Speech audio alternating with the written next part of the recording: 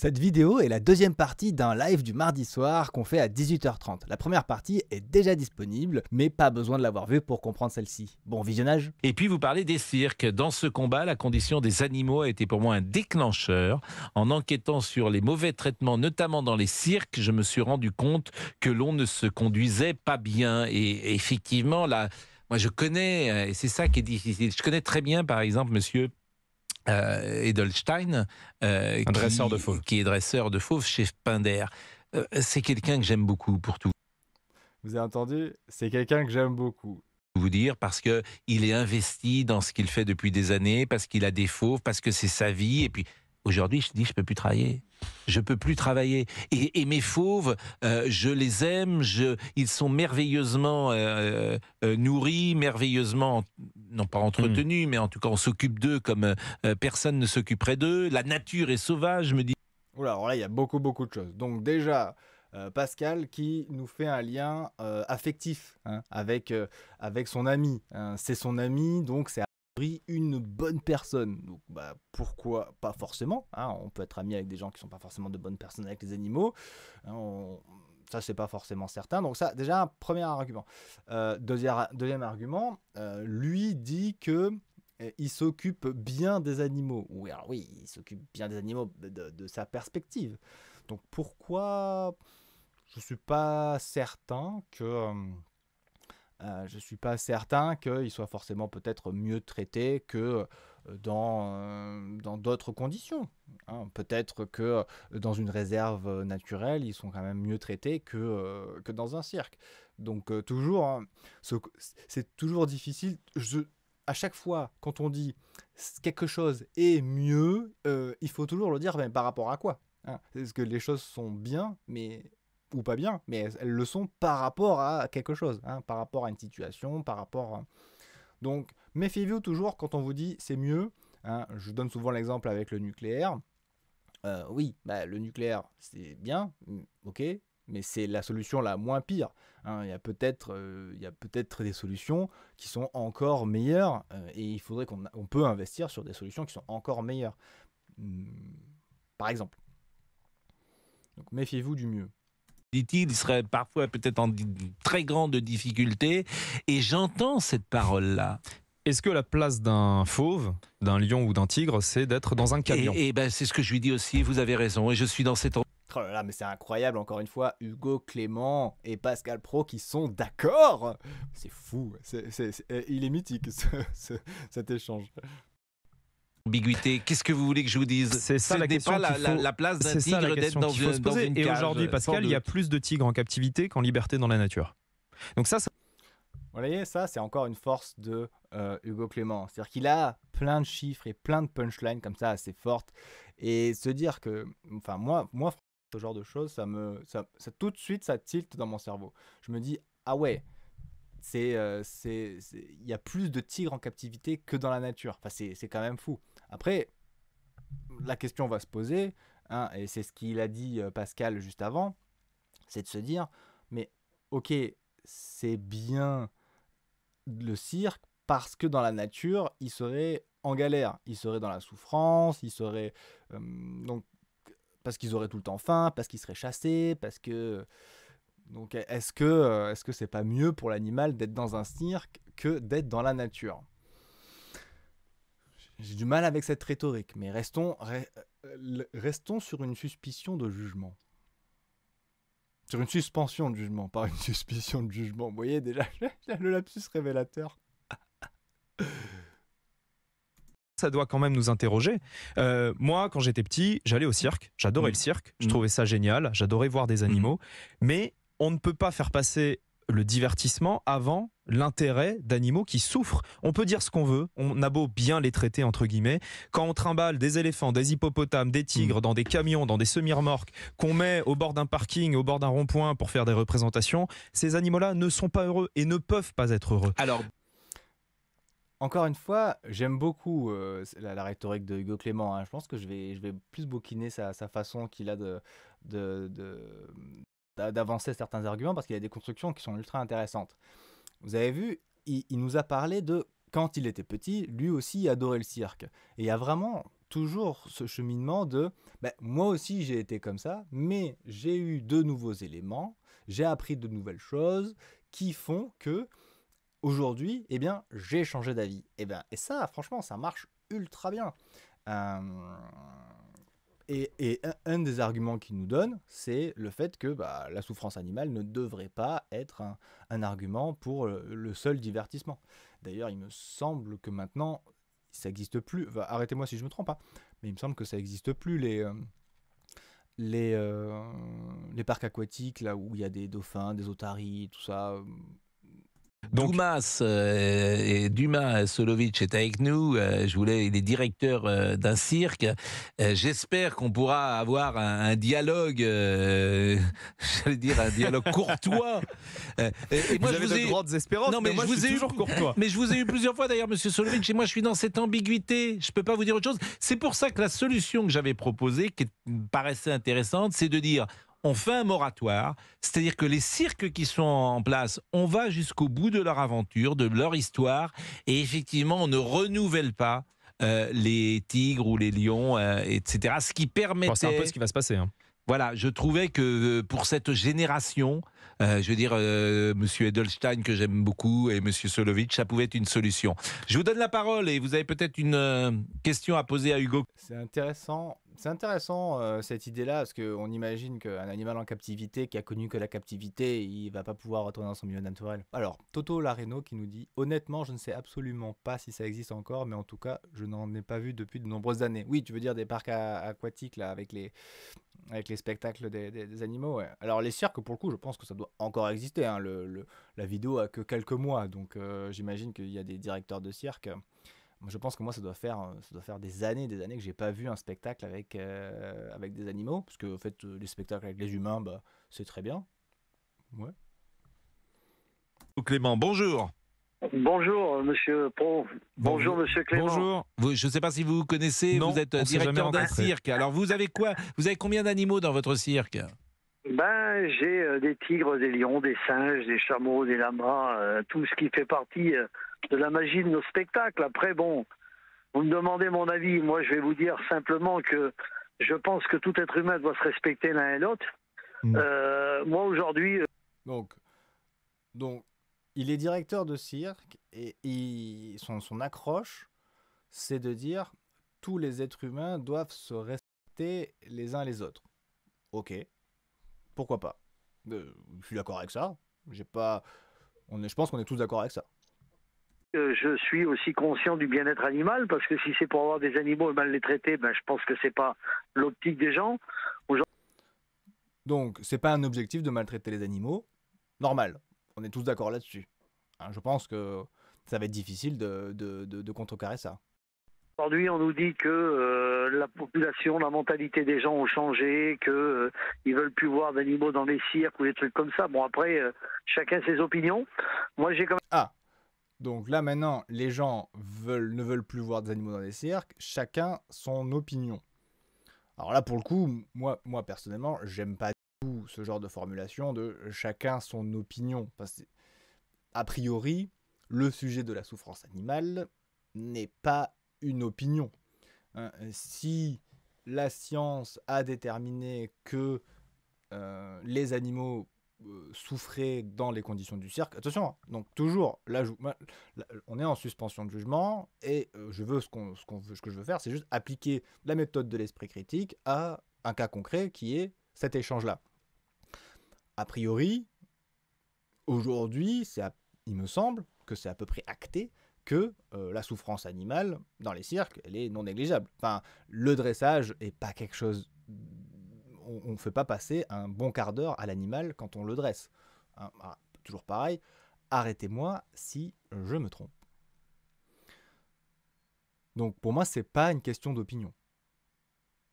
Quand même une question à poser à Monsieur Clément, parce que bon, il est défenseur soi-disant de la cause animale, mais bon, il a... Ah, il est défenseur soi-disant de la cause animale. Donc là, ça veut dire que il commence à avoir à faire de l'attaque à personam. Il s'attaque à la personne et il va pas malheureusement s'attaquer. J'ai peur qu'il s'attaque pas à son propos. Il n'a aucune expérience professionnelle sur le domaine des animaux, parce que... il a aucune expérience professionnelle sur le domaine des animaux. Bon, il a écrit 2 bouquins. Le bouquin pour lequel il est invité, qui sera... Ah mince, le dilemme, le dilemme du Vatican, le paradoxe du Vatican. Ah, je sais plus, j'ai oublié. Et son ancien bouquin, c'était Les lapins ne mangent pas de carottes. A priori, il a un peu bouquiné le sujet. J'ose espérer. À part les réseaux sociaux qui est son motif et sa solution d'influenceur. Voilà, donc si on fait des réseaux sociaux et qu'on est un influenceur, voilà, on n'a pas le droit de donner son avis. Ouais. Bon, malheureusement, voilà, attaque personnelle. J'espère qu'il ira un peu plus loin quand même. Comment se fait-il que si les gens ont autant d'importance au bien-être animal aujourd'hui dans le monde, je ne vais pas parler qu'en France parce qu'on parle du bien-être animal dans le monde, comment se fait-il qu'il y a autant d'animaux qui soient abandonnés sur le bord de la route si les gens ont une conscience du bien-être animal? C'est intéressant. Donc, en gros, ce qu'il nous dit, c'est que il met en regard la situation que les gens ne veulent plus aller au cirque pour la condition animale, mais pourtant, dans le monde, il y a toujours, ou voire peut-être de plus en plus d'animaux abandonnés. Mais c'est quand même ultra étonnant, comme... parce que enfin, pour moi, ça n'a strictement rien à voir. On peut pas dire d'un côté... Enfin, si, on peut le dire, mais c'est contradictoire, hein. Pourquoi venir justifier les cirques en disant que il y a des gens qui abandonnent les animaux? Ça marcherait si les cirques ne recueillaient, n'avaient que des animaux abandonnés. Par exemple. Là, j'imagine que là, ça fonctionne. S'il nous dit, dans mon cirque, j'ai que des animaux abandonnés, de toute façon, ils étaient entre guillemets fichus, ou des animaux qui étaient dans la nature et qui souffraient, qui allaient mourir, ou qui étaient braconnés, ou peut-être que dans ces cas-là, ça pourrait, entre guillemets, parce que dans ces cas-là, fait une réserve qui recueille les animaux. Enfin, pourquoi faire du divertissement? Mais salut Karim. Mais pourquoi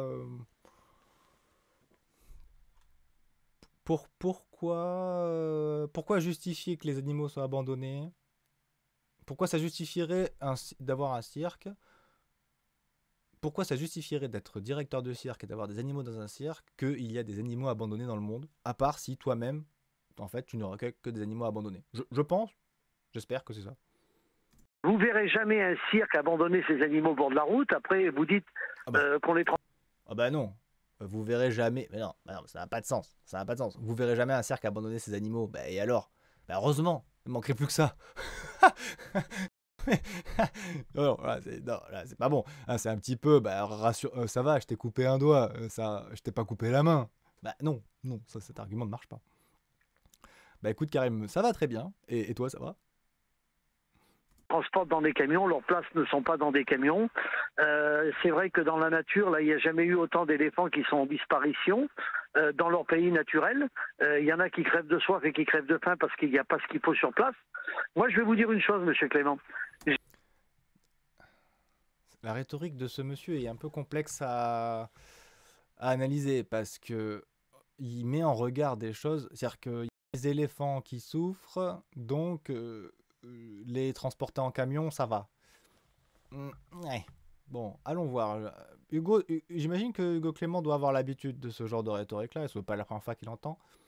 Allons voir ce qu'il a à répondre. J'ai décidé, pour faire une expérience, de donner, oui, des bêtes qui avaient 15, 17 ans, 18 ans dans un sanctuaire pour voir quelle allait être leur réaction à ces animaux. Et ben, 1 mois et demi après leur départ, il y en a déjà un qui est mort. Quelle est la question du coup? Ouais, c'est pas mal ça. C'est pas mal parce que là le gars passe son temps à déblatérer. Oui, bah il a mis des vieux animaux dans un sanctuaire. Bon, qu'est-ce qui s'est passé? Est-ce que l'animal était malade? Dans les études cliniques, il y a des gens qui meurent alors qu'ils ont pris le placebo, hein. Enfin, faut l'avoir en tête, hein, cette information-là. Quelle est la question? Je vais vous dire franchement, monsieur, quand vous avez des animaux que vous avez élevés depuis leur plus jeune âge et qu'ils ont une habitude, un style de vie, de vivre avec leurs soigneurs et tout ça, et quand on les sépare de ces gens, ben ces animaux-là, ils meurent d'ennui et leur environnement a changé et ça peut leur causer la mort. Bah, d'où Donc le aujourd'hui, moratoire que j'imaginais, peut-être que c'est une solution. Ouais, Karim, il partage son expérience, mais j'ai l'impression que c'est un appel à l'émotion. Oui, oui, parce que de son point de vue, ça doit être très frustrant. Il faut imaginer qu'on est tous victimes d'un biais qui s'appelle le biais de confirmation. Et ce biais de confirmation vient chercher tous les arguments possibles et imaginables pour justifier que on a raison. Sinon, on rentre dans une phase qui s'appelle la dissonance cognitive. Et si on ne peut pas se dire « je suis méchant », c'est juste pas possible. Personne n'a conscience d'être méchant. Tout le monde pense être gentil ou pense... tout le monde, attention, enfin, sauf des gens sauf des sociopathes. Mais quelqu'un de normalement constitué, normalement, pense toujours faire le bien.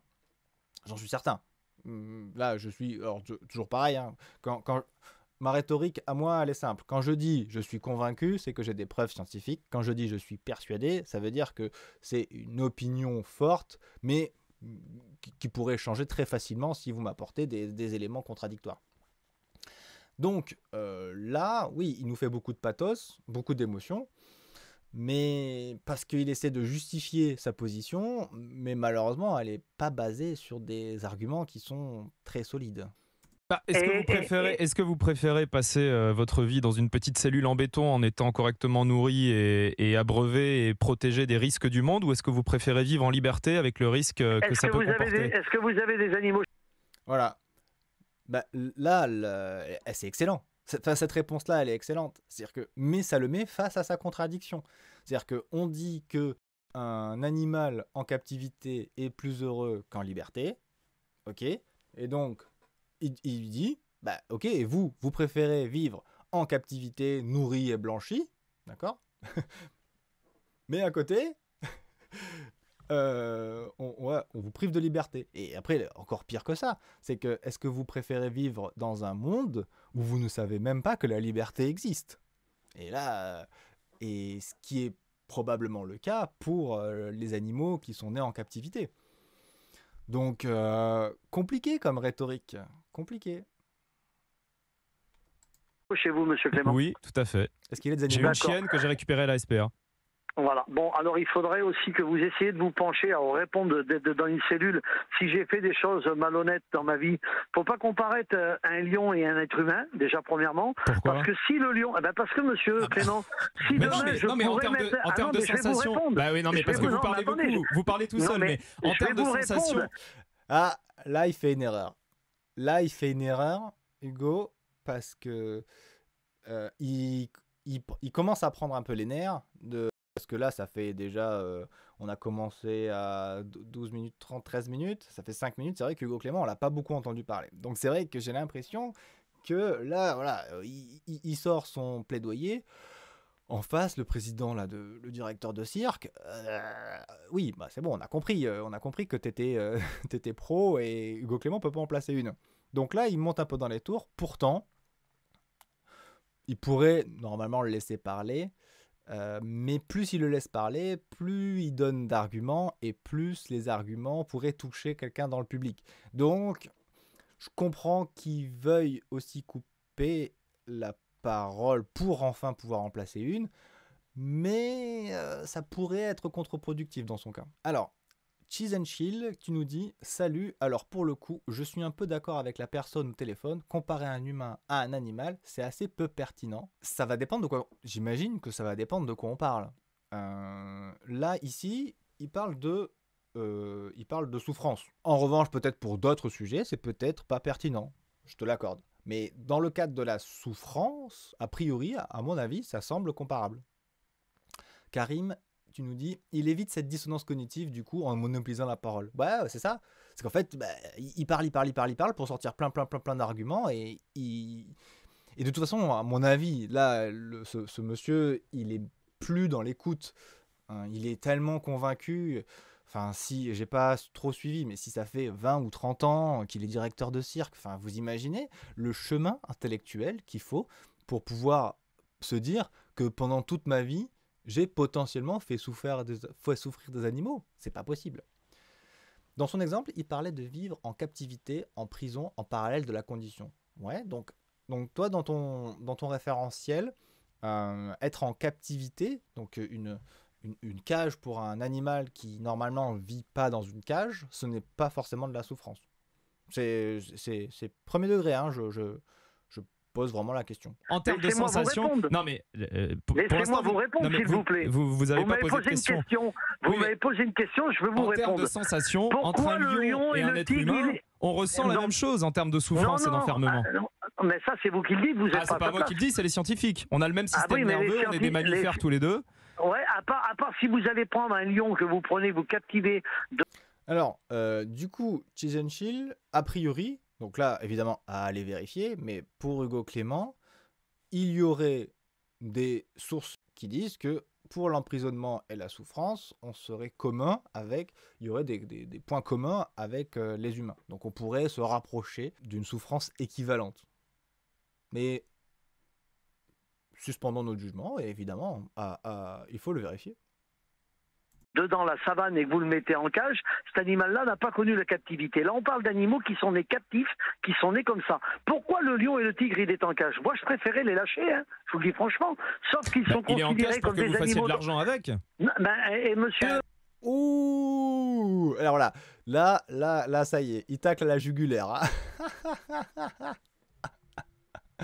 Là, on retrouve un tout petit peu le Hugo Clément de l'époque, voilà, qui, pouf, hop là, petit taquet. On sent, alors attention, là, je fais du procès d'intention, hein, je ne sais pas du tout quelle était son intention, mais là, Hugo Clément qui te sort une jolie, il est en cage pour que vous gagniez de l'argent, monsieur, hein, c'est pour que vous puissiez vous offrir des belles voitures, hein, vous l'avez emprisonné, et là, paf, donc là, il retourne complètement, pour moi, là, il retourne complètement la situation, pour tout le pathos, hein, tout l'émotionnel qui nous a mis le directeur là jusqu'à maintenant.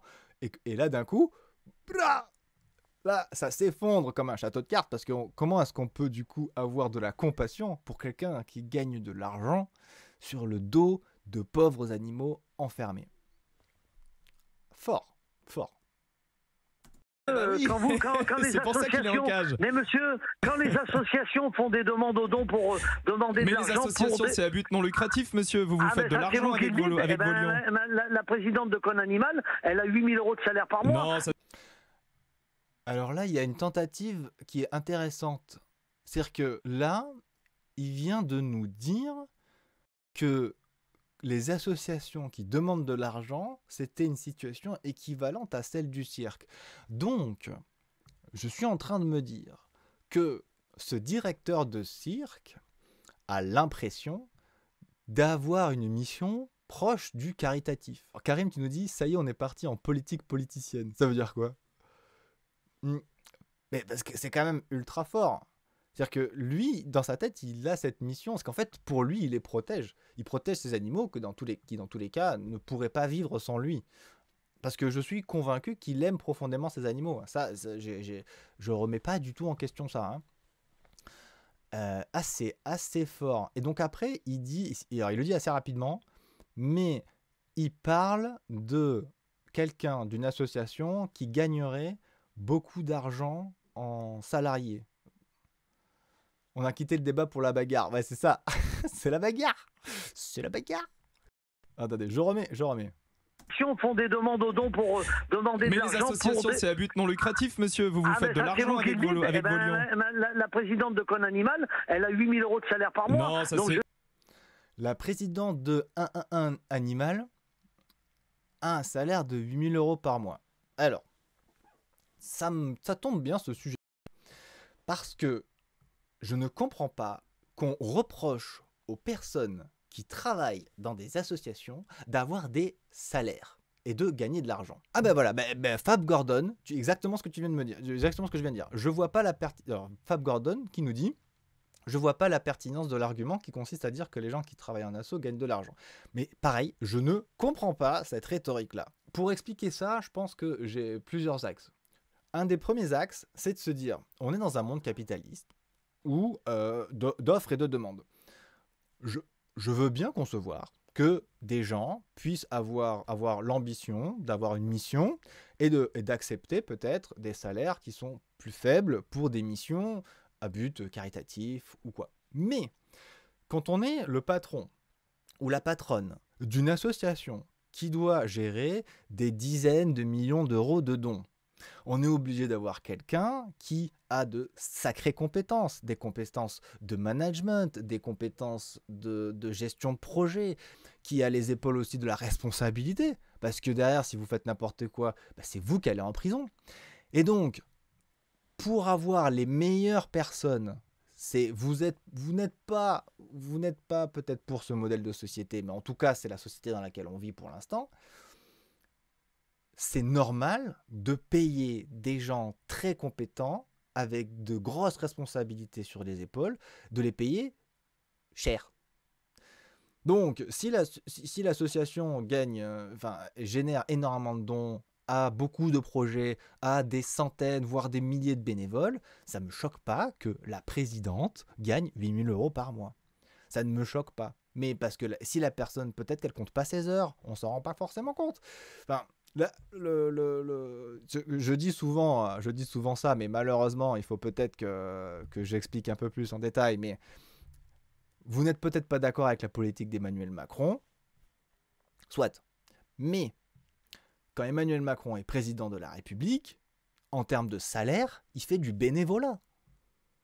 Financièrement, ce n'est pas du tout rentable d'être président de la République. Après, il y a plein d'enjeux derrière. Hein. Un ancien président, évidemment, il a sa retraite à vie. Il a peut-être fait plaisir aux copains, donc il va pouvoir avoir une vie encore plus... c'est juste du pouvoir. En revanche, au niveau salaire, gagner, je crois qu'il est à 16 000 € ou peut-être 20 000 € par mois. Mais ce n'est pas du tout rentable.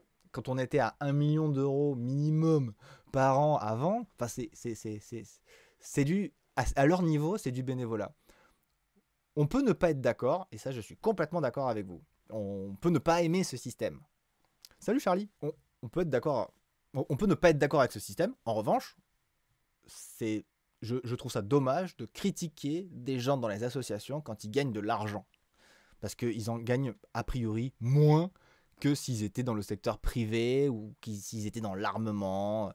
Hein, perso, moi qui suis ingénieur, il y a des secteurs, hein, tous les secteurs financiers, l'armement, tout ça, ça paye bien plus que d'autres secteurs. Mais on gagne quand même de l'argent. À la fin, on doit tous payer nos loyers. Il y a une image d'Épinal qui consiste à croire que les gens confondent faire du bénévolat et être salarié d'une association. Ouais, exactement. Fab Gordon, t'as tout à fait bien résumé. Toto Lareno, peut-être que dans l'inconscient collectif, l'argent est associé à la consommation. Ouais, je sais pas. Comme si l'argent n'avait pas de... Comme si l'argent c'était sale, mais à un moment donné, les gens doivent un tout petit peu payer leur croûte. Enfin, c'est un peu, vous voyez, moi, là, ici, avec vous, je fais du bénévolat. Je suis bénévole quand je fais cet exercice-là. Et si ça pouvait devenir une activité rentable, ben je le ferais encore plus. Et ça serait avec plaisir. Mais tout ne peut pas être gratuit tout le temps. Le temps, c'est pas choquant. C'est pas choquant. Fab Gordon... Toto Lareno, tu me dis 15 000, il me semble. Ouais, tu penses qu'il est payé 15 000, le président? Ok. Fab Gordon. Faire du bénévolat est différent d'être salarié d'une association où on travaille 35 heures par semaine. Bah, exactement. Tout travail mérite salaire. Et le salaire des footballeurs, gros débat aussi.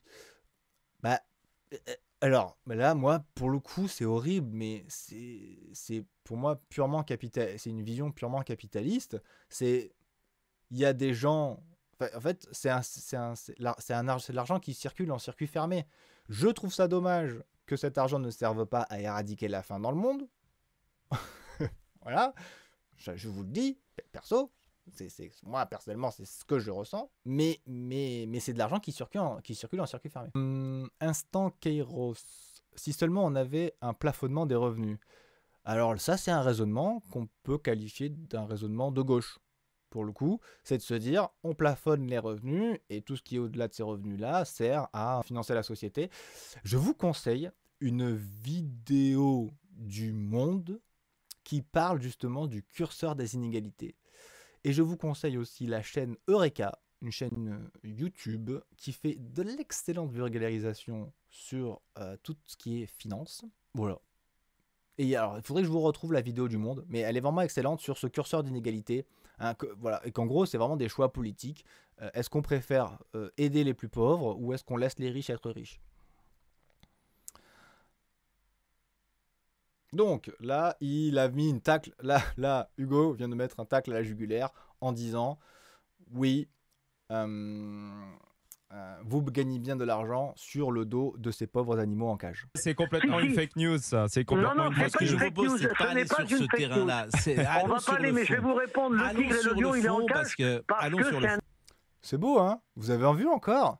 Pour ceux qui étaient là la dernière fois, Pascal Pro, allons sur le fond, ne nous engueulons pas, essayons de... Enfin, il m'étonne de fou dans cette interview.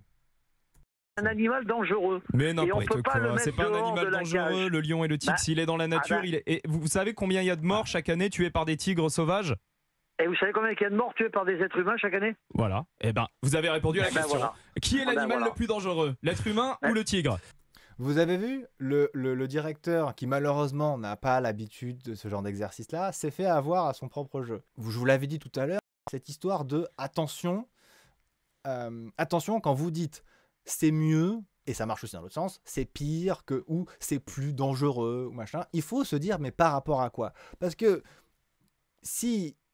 Déjà, c'est par rapport à quoi? Et surtout, sur quels critères? C'est-à-dire que on dit c'est dangereux, mais ça ne veut... En fait, en vrai, ça ne veut rien dire.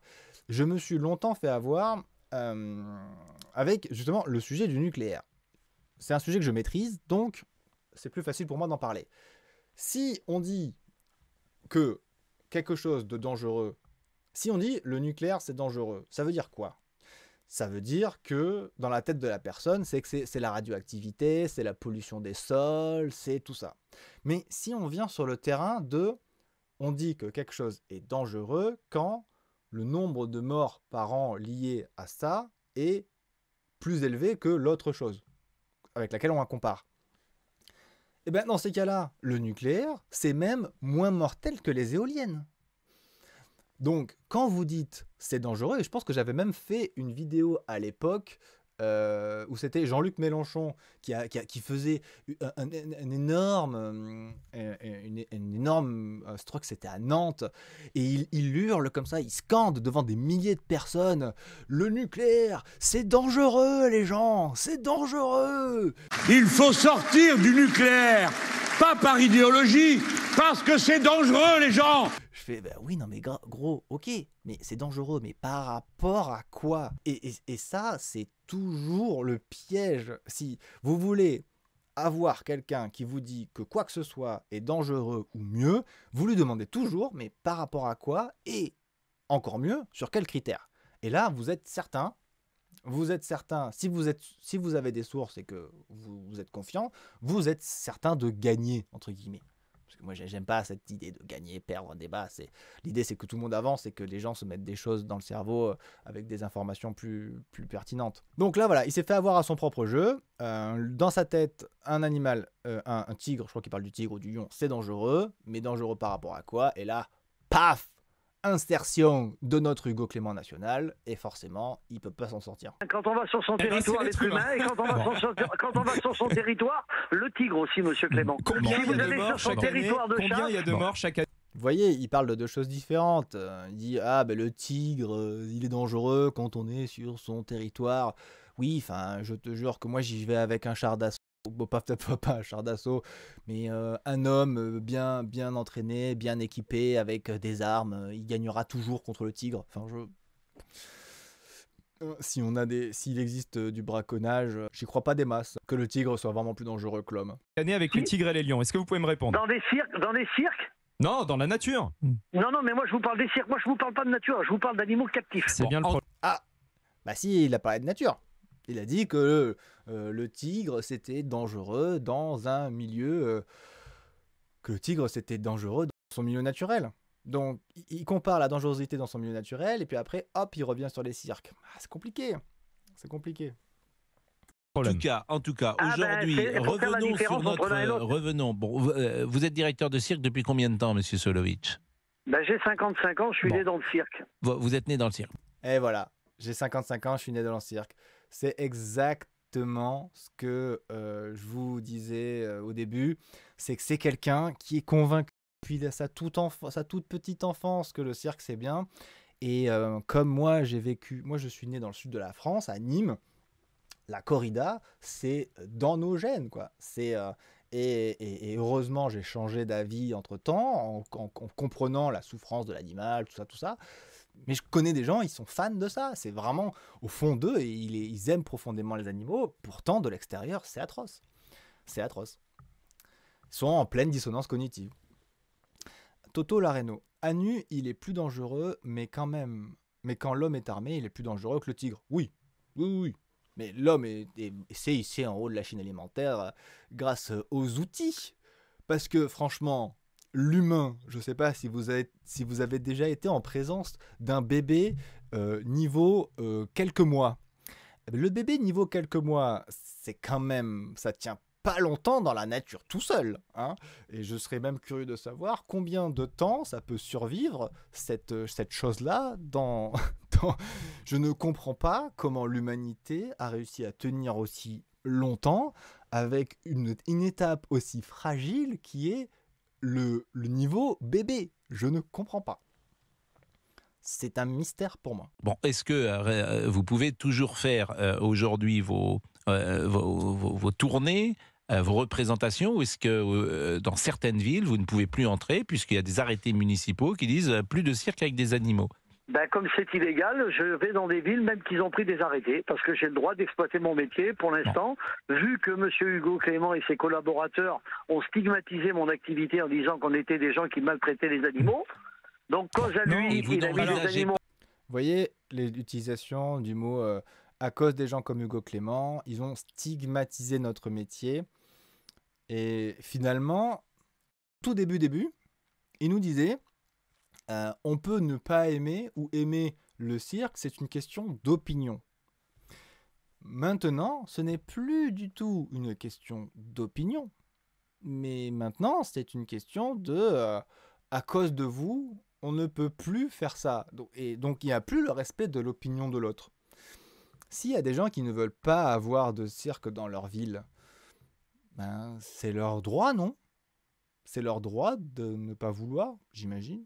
J'imagine que non. Il nous dit que c'est illégal. Donc, a priori, éthiquement, une ville qui ne veut pas avoir de cirque devrait avoir le droit de refuser un cirque. J'imagine. Mais bon, ça c'est un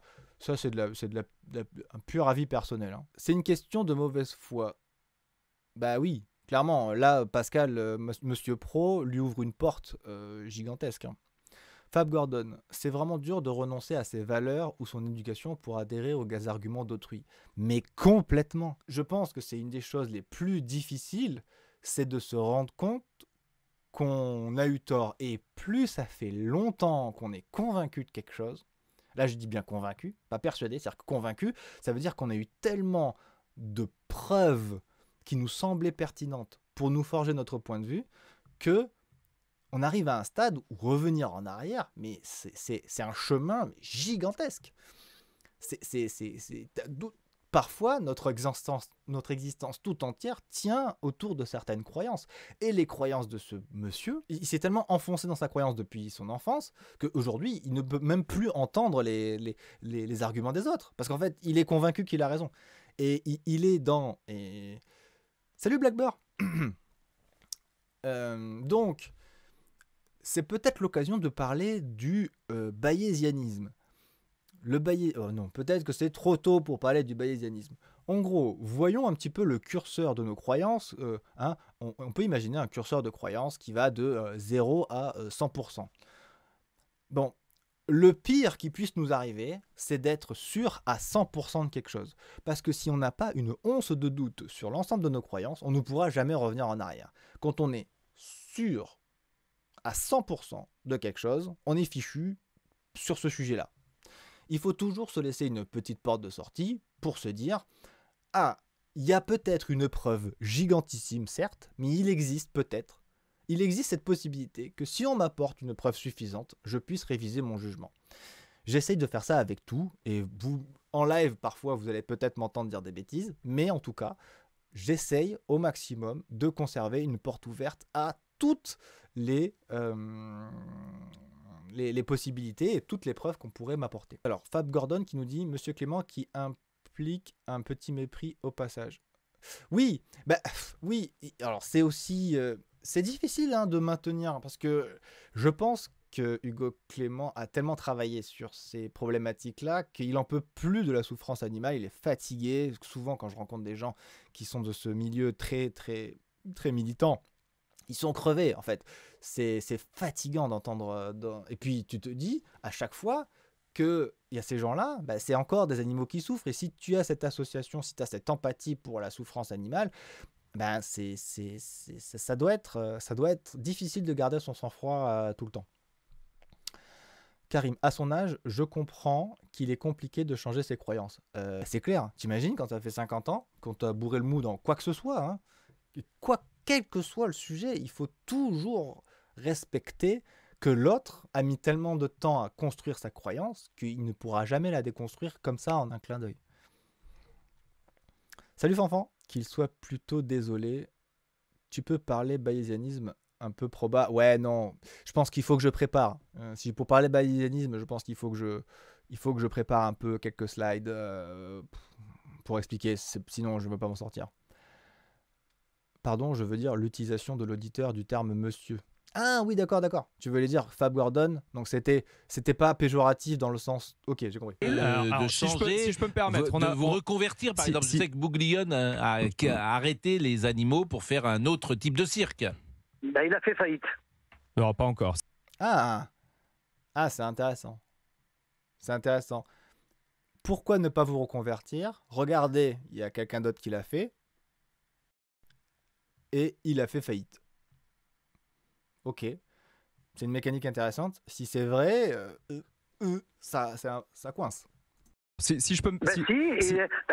Trouvez-moi où le cirque André-Joseph Bouglione je vais vous trouver. exploite aujourd'hui. Trouvez-moi-le. Il y a un magnifique contre-exemple qui s'appelle le Cirque du Soleil, qui est probablement un des cirques qui cartonne le plus au niveau mondial, qui génère énormément de... C'est marrant. Faites toujours attention avec les arguments du type « c'est vous qui le dites ».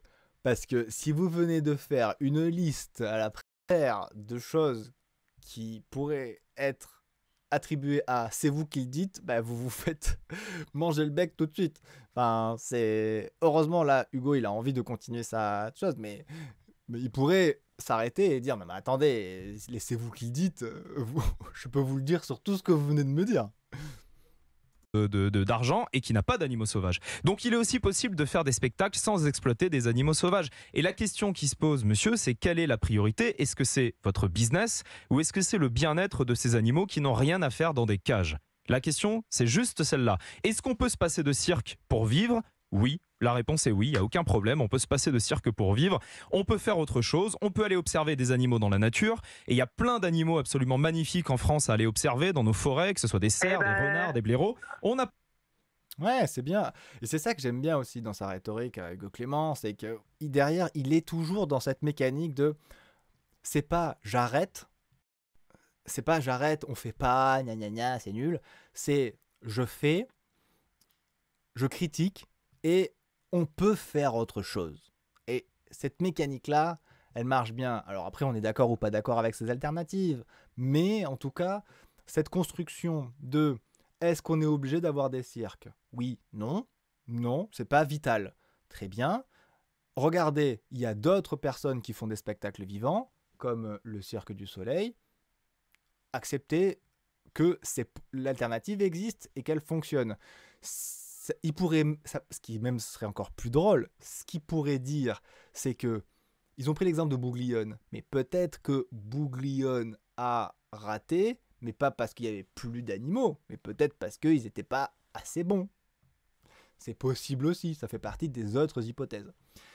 Et donc, il continue en nous disant c'est pas obligatoire, les alternatives sont possibles, et sinon, regardez, les animaux dans la nature, ils sont quand même mieux, on peut faire ça, on peut faire ci, on peut faire truc. Et ce genre, en tout cas, ça ne va pas convaincre le directeur de cirque, le pauvre est beaucoup trop ancré dans sa croyance, mais en tout cas, pour les auditeurs qui étaient peut-être des normies, entre deux, on sait pas trop, j'ai pas d'avis, boum, ce truc-là peut les faire basculer. Peut-être. On n'a pas besoin d'aller voir un tigre ou un lion qui est enfermé dans une cage. Et on dit pas que on ne dit pas que les gens qui travaillent dans le cirque. Et ouais, là par contre Hugo Clément fait une erreur. Dire que les gens ne veulent pas voir un animal dans une cage, ça c'est faux. C'est faux parce que les gens, évidemment, ils ne veulent pas voir des animaux dans des cages, mais au cirque. Alors, peut-être que je dis une bêtise, mais il me semble pas qu'au cirque, on voie la cage de l'animal. On les voit peut-être en se baladant à l'extérieur. J'ai souvenir quand j'étais petit, où en fait les animaux étaient gardés à l'extérieur dans les cages. Ça, c'est pas ouf, je suis d'accord. Mais dans un cirque installé et tout ça, normalement, les gens ne payent pas pour venir voir l'animal dans la cage. Et en plus, cet argument-là, il marche pas parce qu'il y a les zoos et les gens payent pour aller aux zoos. Donc, il n'est pas parfait cet argument. Cirque maltraitent physiquement leurs animaux. Moi, ce que je dis, c'est que le système de détention d'animaux dans des camions, dans des cirques itinérants, en soi est une maltraitance. Et... Vous voyez, maintenant, il dédouane la personne. Et ça aussi, c'est fort. C'est-à-dire que ne pas rendre les gens responsables en disant « vous maltraitez les animaux » parce que ce n'est pas... lui, il aime ses animaux, c'est sûr à 400%. Donc, lui dire qu'il les maltraite, ce serait horrible. En revanche, et là c'est là où Hugo est fort, c'est que du coup, il délocalise le sujet sur le concept plus méta, qui est le système. C'est pas votre faute, c'est la mécanique, c'est la mécanique de votre métier qui fait souffrir les animaux. Alors qu'en vrai, il pourrait aller sur le terrain, j'imagine, que dompter des animaux, leur faire des tours, ça doit demander un passage, j'imagine. Attention à vérifier, mais ça doit pas se passer dans la plus grande fluidité avec l'animal, je pense.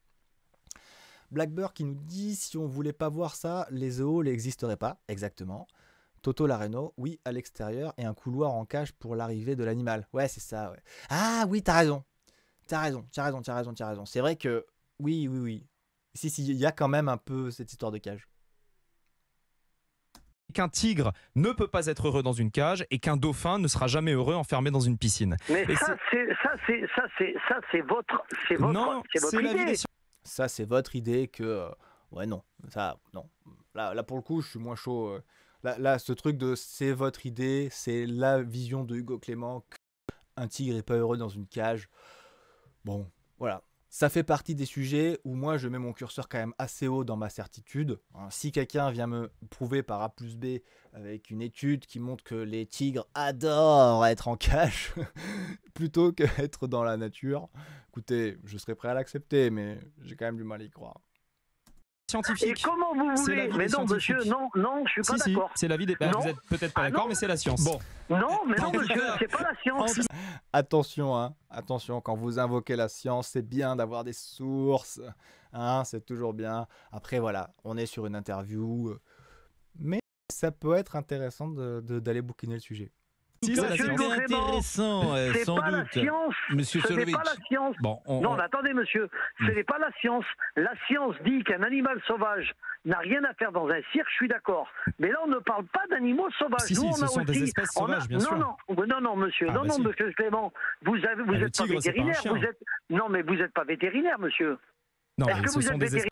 Non, mais ça, encore une fois, ce truc-là de vous n'êtes pas quelque chose, donc vous n'avez pas le droit de parler sur un sujet. J'ai le droit de m'être renseigné, j'ai le droit de bouquiner, j'ai le droit d'avoir un certain niveau d'information. C'est vrai que sur la courbe d'apprentissage, n'étant pas un expert, j'ai peut-être des sources qui sont à vérifier, à invalider, à rechecker, mais ça ne m'empêche pas d'avoir un avis qui est cohérent, surtout si j'ai lu de la littérature scientifique et que des experts se sont déjà mis d'accord là-dessus. T'es qui toi pour dire ça ? Ça, malheureusement, souvent, c'est souvent pour discréditer le messager, alors que c'est le message qui est important. Là, la question qui devrait se poser les deux, c'est ok, y a-t-il un consensus scientifique que les animaux en cage, qui ne sont sauvages génétiquement, souffrent, oui, non, point.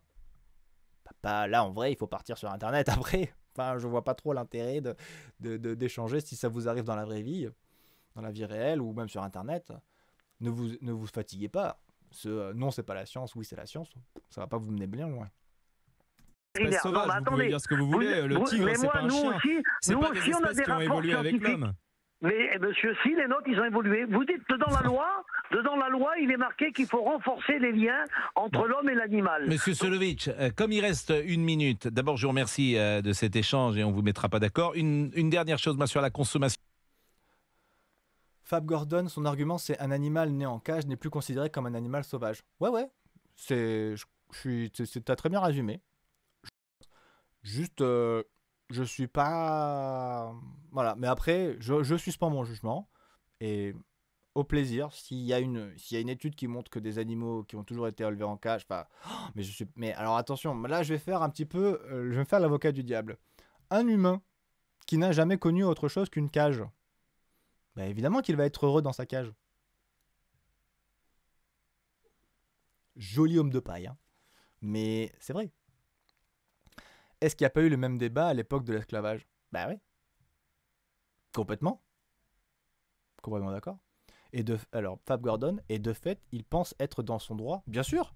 Mais, alors, si c'était... Attention, hein, sauf erreur de ma part, je ne juge en aucun cas ce pauvre monsieur. J'ai plus de... Enfin, il est complètement sûr de lui. Il est sûr de lui. Et faut rester... Alors, je sais que s'il y a des roublards parmi vous, des gens qui sont fans de Clément Viktorovitch, vous n'allez pas aimer ce que je veux dire. Mais pour moi, il faut savoir rester bienveillant quand on a face à nous quelqu'un qui est vraiment enfermé dans sa croyance et qui ne peut pas entendre quoi que ce soit de l'extérieur. Et clairement, comme tu dis, Fab Gordon, il pense être dans son droit. Blackbird, ça dépend comment tu es traité dans ta cage. Ouais, c'est vrai que là, tu vois, en le disant, je me dis, si la cage, elle est tout confort, piscine, toboggan, tout ça, et que j'ai à manger des trucs de ouf tout le temps, peut-être c'est grave cool. Karim qui nous dit il défend toute sa vie. Exactement, tu te rends compte ? Tu dois défendre tout ton mode de vie, toute ton existence, comme ça, à la radio, sur Europe 1, avec peut-être, je sais pas, moi, je me rends pas compte, c'est des dizaines de milliers d'auditeurs, encore plus, je sais pas, c'est dur, hein. C'est dur. Ouais, genre la prison 5 étoiles. Ah tiens, c'est le dilemme de Matrix. Dans Matrix 1, il y a un des personnages, justement, qui dit qu'il préfère vivre dans la matrice en étant riche, plutôt que vivre à l'extérieur. Ouais, mais peut-être que si tout le monde savait... Je sais pas. Mais c'est trop philo pour moi, là. Surtout que je vais pas tarder à bouger. Oh, monsieur Corentin, monsieur Hop Éloquence qui arrive. Oh là là là là. Le boss, le patron est là. Sachez que Super Blabla aussi est revenu dans le game. C'est incroyable, après 1 an d'absence. Super Blabla est là. Il va falloir qu'on fasse un live spécial pour fêter son retour. Allez, on finit. De viande, vous ne mangez pas du tout de viande ? Non, moi je mange pas du tout de viande et pas du tout de poisson, mais ce que je dis dans la BD... Hugo, ce que je veux vous dire aussi, c'est que... Attendez, mais non, parce que ce que je dis dans la BD, c'est pas qu'il faut tous devenir végétariens. Oui, moi je dis qu'il faut revenir à une consommation qui soit plus raisonnable, comme faisaient nos grands-parents, comme faisaient les anciens, et revenir à un élevage paysan, respectueux des animaux, où ils ont accès au plein air. La réalité aujourd'hui, c'est que la majorité des animaux élevés en France sont enfermés dans des élevages intensifs. Je veux vous dire, parce que ça me touche, il y a aussi... Ouais, bon, on va s'arrêter là. Merci beaucoup d'être passé, vous avez été... grave cool, et je vous dis à mardi prochain, et pour ma part, c'est ciao.